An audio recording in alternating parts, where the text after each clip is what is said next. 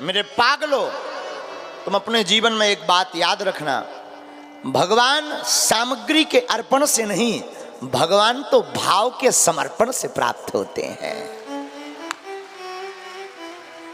भगवान पूजन से नहीं, भगवान प्रेम से मिलते हैं। तब तो भगवान कहते भाव का भूखा हूं मैं, भाव ही इकसार है, भाव से जो मुझको भजे स्वभाव से बेड़ा पार है। भाव बिन कुछ भी दे तो मैं कभी लेता नहीं, भाव पूरत टेरी ही करती मुझे लाचार है। बांध लेते भक्त मुझको भावों की जंजीर में, इसलिए इस भूमि पर होता प्रभु का अवतार है।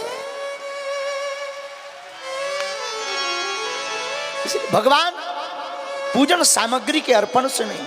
हम लोग करते क्या, भगवान को केला चढ़ा दे, ले खाओ हनुमान जी। अच्छा नारियल, हम तो कई बार देखते हैं हनुमान जी को नारियल चढ़ाओ, नारियल में गरी तो लोग आई है, खवाओ खोपड़ी हनुमान जी लो धर जा, हद हो गई है। अब पूछो क्या हुआ है, तुम प्रसाद चढ़ाया है, प्रसाद प्रसाद चढ़ा, हमने कहा बहुत अच्छा है, चढ़ाना चाहिए, प्रसाद तो चढ़ाना ही चाहिए। लेकिन अगर गौर से आप कभी आत्म मंथन करो कि तुमने प्रसाद चढ़ाओ है, चढ़ाओ है कि खाओ है, उल्टो दाव परो तो दो दो बेर खाओ। प्रसाद, प्रसाद का अर्थ क्या है, प्रामाण्य प्रभु, सामान्य साक्षात, दामान्य दर्शन। जिसको पाकर के प्रभु के साक्षात दर्शन की अनुभूति हो, उसी का नाम प्रसाद है। तो हम लोग अर्पण पर भरोसा करते हैं, लेकिन हमारे गुरुजी कहते हैं अर्पण पर नहीं, समर्पण पर भरोसा करना चाहिए। अर्पण वस्तुओं का हो, समर्पण मन का हो। अर्पण वस्तुओं की पवित्रता के लिए हो, समर्पण भाव की शुद्धता के लिए हो। फिर परमात्मा से मिलने से कोई नहीं रोक सकता है। लेकिन घाटा की बात क्या है, हम 7 दिन तक जिस सूत्र पर कथा यहां कर रहे हैं, अहम भक्त पराधीनो। भगवान से पूछा आप किसके अधीन हैं?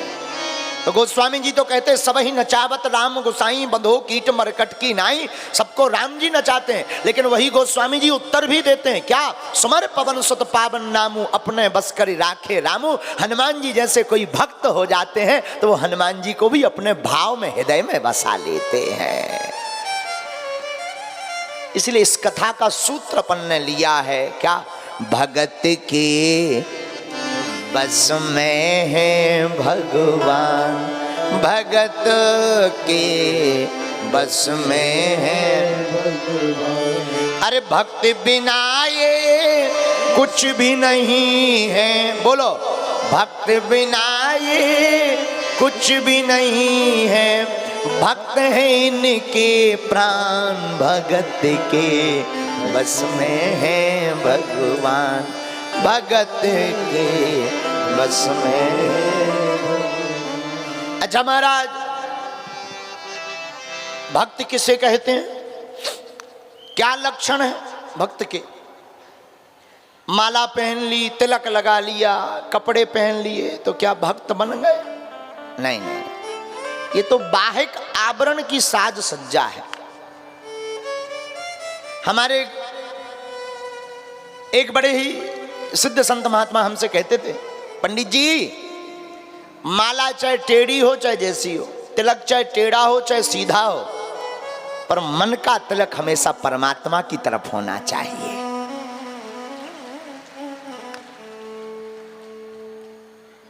एक बात और, हम लोगों को जगत मुखी नहीं होना चाहिए, जगदीश मुखी होना चाहिए। है, जगत मुखी होगे तो बिखर जाओगे, जगदीश मुखी होगे तो निखर जाओगे।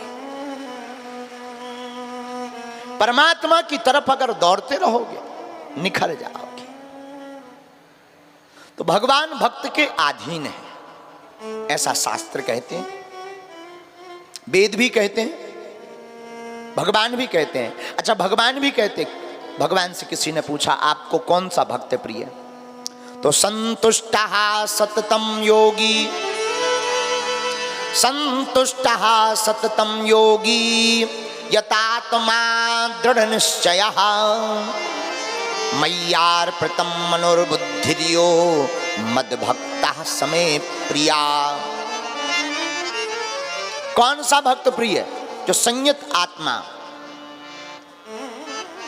दृढ़ निश्चयी, जो निर्णय लेने में एकदम कठोर है, जिसने दृढ़ संकल्प कर लिया, जो गुरु के वचनों को ही सब कुछ मानता,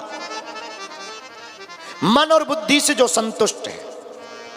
संतुष्ट का मतलब जिसने इस सूत्र को पकड़ लिया, जो प्राप्त है यही पर्याप्त है, जिसने ऐसा मान लिया।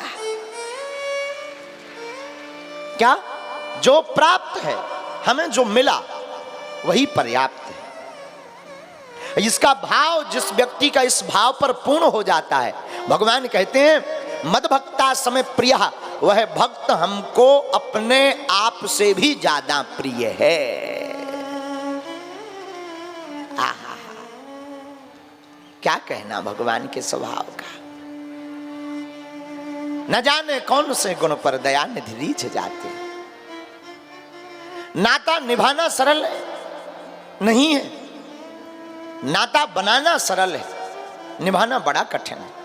और रघुनाथ जी तो कहते हैं तोहे मोहे नाते अनेक, मानिए जो भाव है।